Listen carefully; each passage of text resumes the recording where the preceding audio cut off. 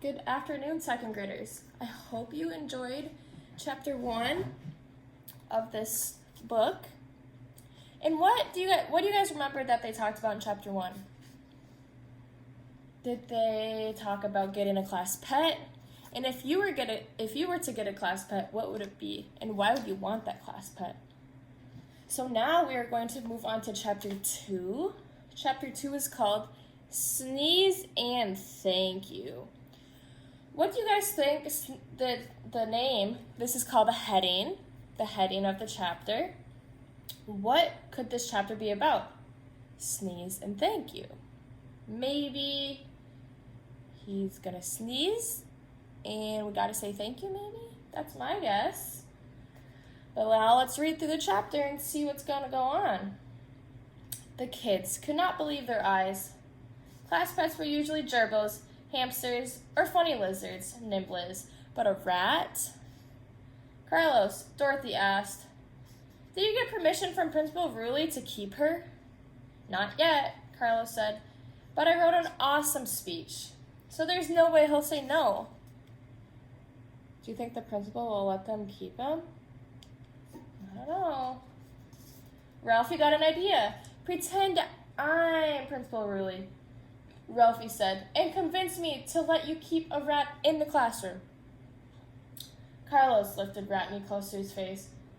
"Well, Mr. Ruley," he practiced, "to begin with,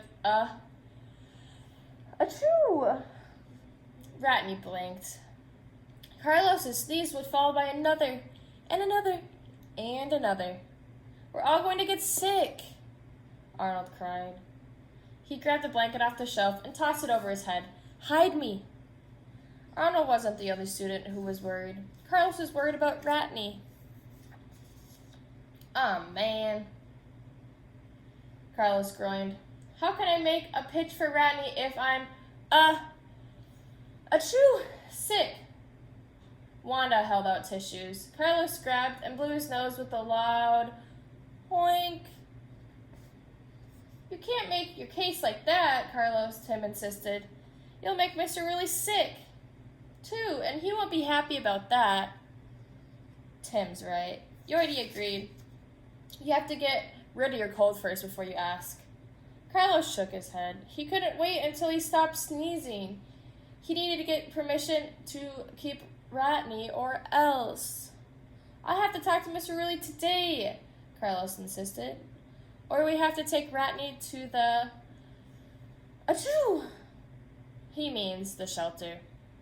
Wanda translated. What does translated mean? Saying a different phrase or word in a different way. So translate, if we want to say hello in Spanish, that means hola. So we translate it into a different form. The sound of Carlos' sneezes filled the classroom. The kids heard another sound. The sound got louder and louder. Suddenly, a mysterious figure walked in wearing a spacesuit. Who do you guys think this is? Could be an astronaut. I think it looks like an astronaut. The mysterious visitor removed the heavy helmet. It was their teacher, Miss Frizzle. "Miss Frizzle, why are you wearing that?" Keisha asked. "Because we're going in a not exactly dress-friendly place," Miss Frizzle replied. "Uh-oh," Arnold said, still under the blanket. "I smell a field trip." "Indeed you do, Arnold," Miss Frizzle said. "We'll see what's going on inside Carlos before you can say Gesundheit." What does Gesundheit mean? It's another way of saying bless you in a different language. "That's it," Wanda said. "We'll go inside your nose, Carlos. We'll help your immune system fight off those nasty germs and get rid of your cold," Tim said. "Then you can talk to Mr. Ruley about Ratney."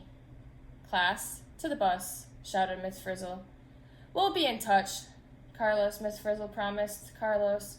She scanned Carlos's body for biometrics. What do you think biometrics are? So, metrics are the measurement in bio, so we want to figure out the measurements inside his body and see like what parts of the body that we need to go to make sure his cold goes away. Next, she projected a full diagram of his body on the blackboard. Is that a picture? Carlos had never seen himself inside out before. "Wow," he exclaimed. "Is that me?" "Yes, it is," Miss Frizzle said. She turned to their class pet lizard. "Liz, you're on tissue patrol to help Carlos sneeze with ease." Liz gave a little salute and handed Carlos tissue. While Carlos blew his nose, Miss Frizzle blew out of the school to the magic school bus. So that is a diagram that she drew of him. Okay, so that is the end of chapter 2. So now that we're done with chapter 2, the question I ask you for this chapter that I want you to add a response to is, what are some ideas that Carlos can do to protect himself from others getting sick? So what have we been doing that we have been protecting ourselves from coronavirus from others? Before schools closed, were we wearing masks? Were we covering our elbows when we sneeze? What were we doing? Were we social distancing? What are some ideas that you can give Carlos to protect himself from others? And I will be looking at your responses on Seesaw, and I will be looking forward to reading them and watching them. Have a good day.